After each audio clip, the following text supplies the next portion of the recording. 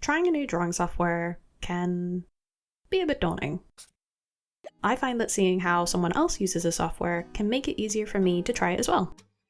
So for this video, I'm going to demonstrate how I use Pixquare to draw my pixel art as I talk you through the process for drawing this peaceful landscape.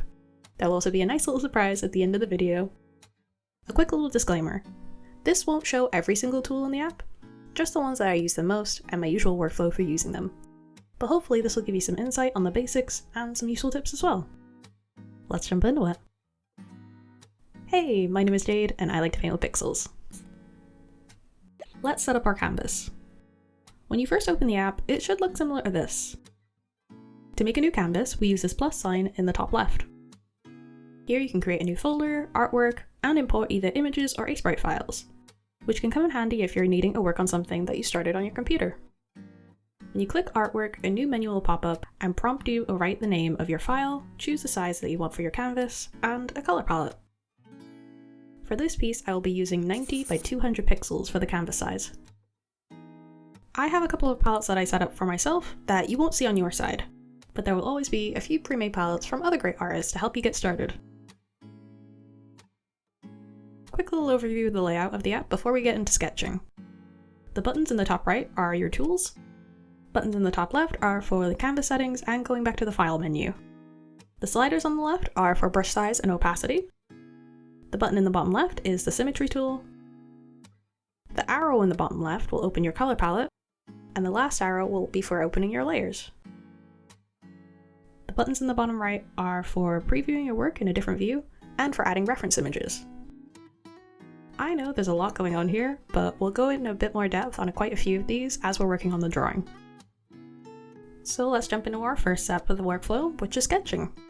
For sketching, I normally use quite a saturated color, like this red, so it stands out while I sketch out the general shapes and composition for my drawing. I normally keep the color palette open while I'm drawing, especially when I get into the coloring stage, but you can collapse this and the layers tab whenever to give you a bit more space to draw. For this drawing, I wanted to keep it simple, but try to showcase all the tools that I would normally use, so I thought a landscape scene with a big focus on clouds would be a good fit for this. I find clouds are really calming for me to draw. It makes me feel like I'm not making too many mistakes with them, since they're a bit more of a forgiving subject to draw because the shapes are so organic. And I like the idea of having a forest scene underneath to sort of give a bit more variety to the colors of the piece. Once I'm happy with the sketch, it's time for color tests. I do my color tests on separate layers to the sketch, so when I'm moving and adjusting bits around, I don't have to keep redrawing what's underneath. To create a new layer, open up the layer menu with the arrow in the bottom center of the screen, and hit the icon with the single plane and a plus sign next to it. If I'm wanting to duplicate the layer to make another copy of it, I tap the button next to it instead. I have this useful feature switched on called Quick Layer Selection. By tapping a pixel on the screen with one finger, it'll immediately switch you to work on the layer that pixel is on, rather than having to go into the menus each time to switch. Super useful for now, but I can sometimes accidentally switch to the sketch layer which I don't want to draw on now, so I click on the lock button to stop me from interacting with that layer. I like to make my sketch a bit less opaque at this stage, and we can change that through the layers. Double tap on the layer that you want to adjust, and a menu will appear on the right hand side of your screen. There's a few options for the layers here, but to change the opacity, we click on this button here and adjust the slider to our preferred opacity. A solid 40% is normally what I go for sketch layers. This is also where you can rename your layers if you are a more organized being than I am. I try to work with broader brush strokes at this stage, so I change my brush size using the top slider on the left.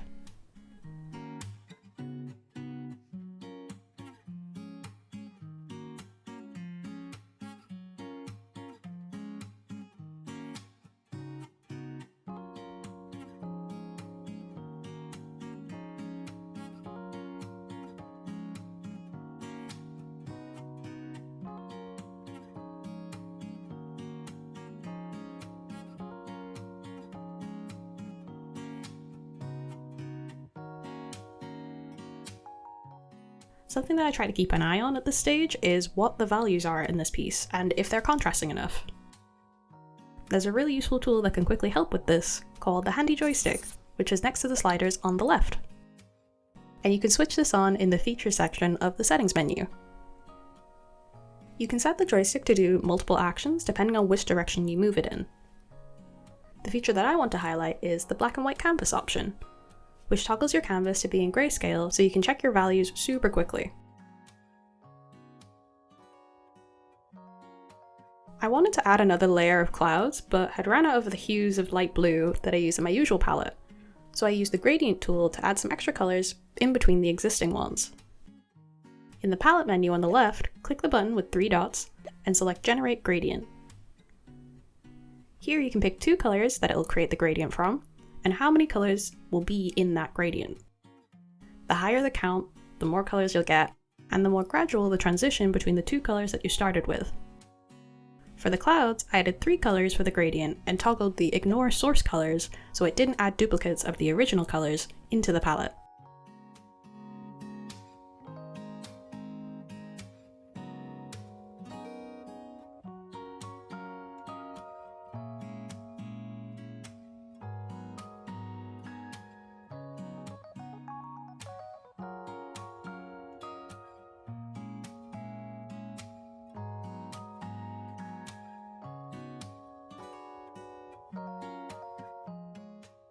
Now we're moving on to the next step, which is cleanup and details. I normally move bits around the canvas at this stage as well, making small adjustments here and there. To select the different parts of the drawing, I use the selection tool, which is with the tools in the top right of the screen. Tapping on the tool again will bring up more options for that tool. Here you can choose to select an area with a regular shape, the magic wand tool, which grabs an area of the same color, or draw the area yourself, which is what I used at this stage. There are 2 options that appear next to your selection box to make it a bit easier and quicker to use.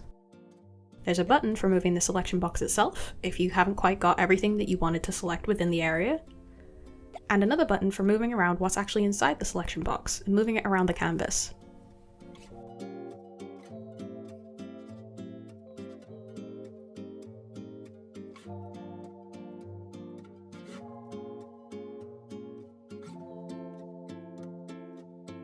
While I'm cleaning up the shapes and adding in more details, I start to use extra features of the brush tool as well. To get these features, you need to tap on the brush tool when it's already selected to open up the extra options. There's a few different options to play around with here, but the one that I use a lot is the Pixel Perfect brush, which gives you really crisp lines that don't double up at the corners. Here's a side-by-side of when the option is on and off. It's super useful for drawing clean line work.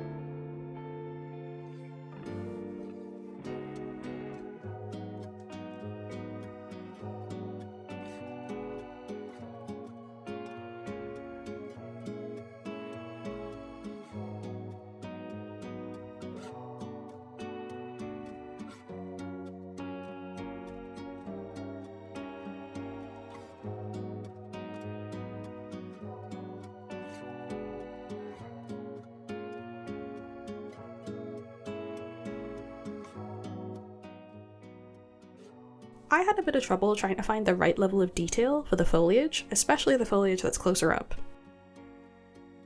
I wanted it to feel like a cluster of trees and bushes all grouped together, but I didn't want it to be super detailed as I wanted the whole style of the piece to be sort of simplified and stylized.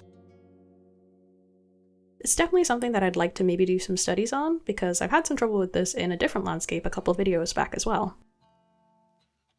If you'd like to see a video of me walking through the studies that I do for this, let me know in the comments.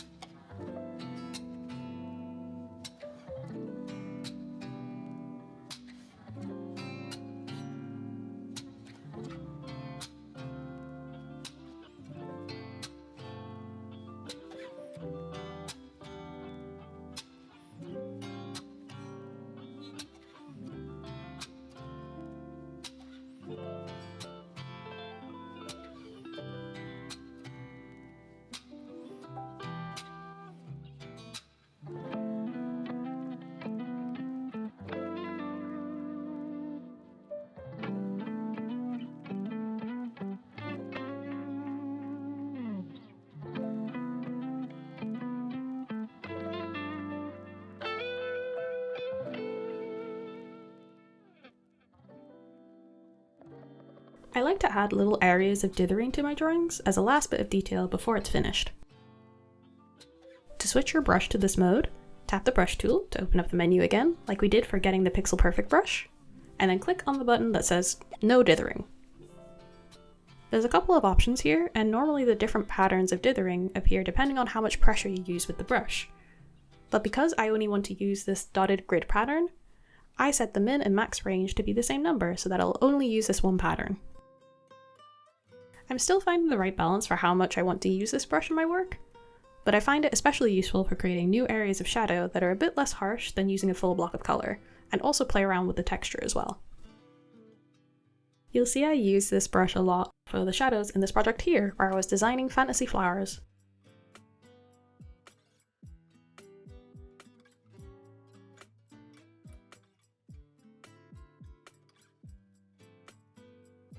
I added a bit of dithering to the ends of the reflections in the water as well. Water is another one of those subjects that I'm still trying to figure out how much detail I want to include, but for this piece, it felt right to keep it quite simple, as we'll be adding some reflections to the lake next. To do this, I duplicated the layers that I wanted to be reflection, which was mainly the forest layers and a bit of the clouds as well. When you click on the layer again, it'll bring up the extra options on the right, and this button here is to apply blend modes to that layer. There's a bunch of different options. I think I cycle through quite a few before I land on one that I like.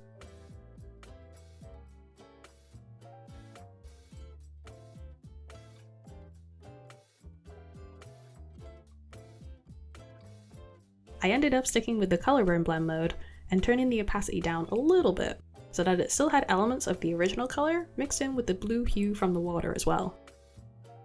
I try to keep this my last step once I'm happy with all the other details, even though I will be squishing the reflections down a bit, because I still want it to be recognizable with what it is reflecting.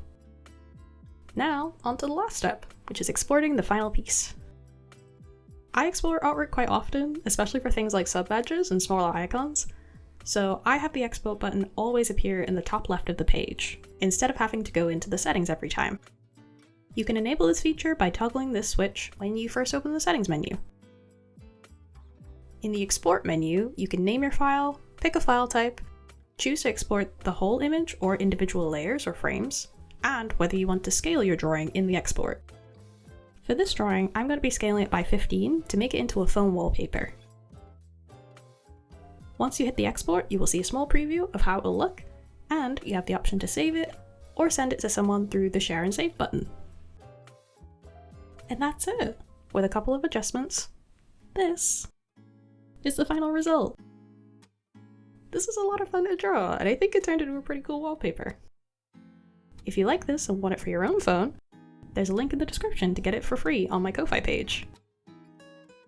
There's a ton of other features that I didn't get into here. If I tried to cover all the parts of the app, we'd probably be here for a couple hours, as it's quite expensive and gets regularly updated as well. I'll hopefully try to experiment with it more in the future and share what I learned in another video as well. I hope you enjoyed this video. If you did and want to draw more landscapes with a twist, check out this video here where we draw landscapes on random canvas sizes.